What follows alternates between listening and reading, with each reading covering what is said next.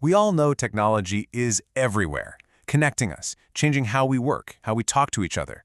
But today, let's zoom in on one place where it's having a truly revolutionary impact: education. So I want you to think about this for a second. What if a classroom had no walls? Seriously, what if those physical barriers, the idea that you have to be in one specific room, just vanished? Well, that's not science fiction.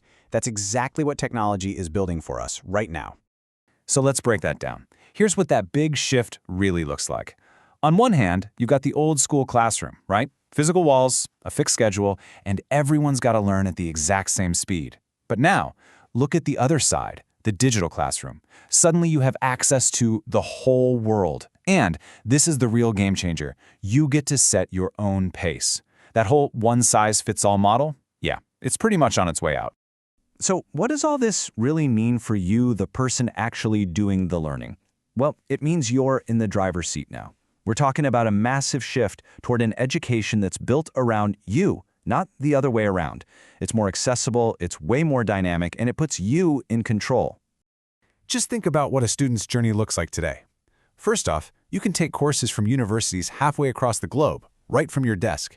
And forget about spending hours in a dusty library. Entire digital libraries are literally at your fingertips. But here's the best part. You get to study at your pace. If a topic is tough, you can slow down. If you get it right away, you can speed right through it. It's learning that actually fits your brain. And speaking of those digital libraries, this isn't just about convenience. It's a massive, massive boost in efficiency. I mean, think about it. It used to take hours, sometimes even days, to hunt down the right book or academic paper. Now, that whole process can take seconds. That speed up frees up so much time for the stuff that actually matters. You know, learning, thinking critically, and coming up with new ideas. Okay, but this whole revolution isn't just about being faster or more convenient. Not at all.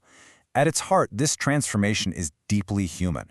The tools we're creating are all about making learning better, more effective, and, this is so important, accessible to way more people. And there are a couple of impacts here that are just huge. First, these digital tools are a game changer for inclusion. Think about stuff like screen readers or text-to-speech software. They literally open up a world of learning for people with disabilities. And second, they make complex topics so much easier to understand. You're not just reading about something in a textbook, you're interacting with it through simulations or 3D models. It makes abstract ideas feel real, something you can actually grab onto. All right, so when you take all these pieces, the global access, the personal pace, the inclusivity, and you put them all together, you start to see the bigger picture. This isn't just a bunch of cool new gadgets. It's all building toward a much larger and, honestly, a much more profound goal for society. We're completely rethinking who gets to learn and how they get to do it. And that big goal actually has a name. It's called democratized knowledge. It sounds fancy, but the idea behind it is super simple and powerful. It's about making sure that information and education are accessible to absolutely everyone, no matter where you live, what your abilities are, or what your background is. It's the mission to make learning universal. There's a quote that just nails this entire idea perfectly. Technology not only modernizes teaching, but also democratizes knowledge for everyone. See? It's not just about giving the old ways a fresh coat of paint. It's about fundamentally changing the system.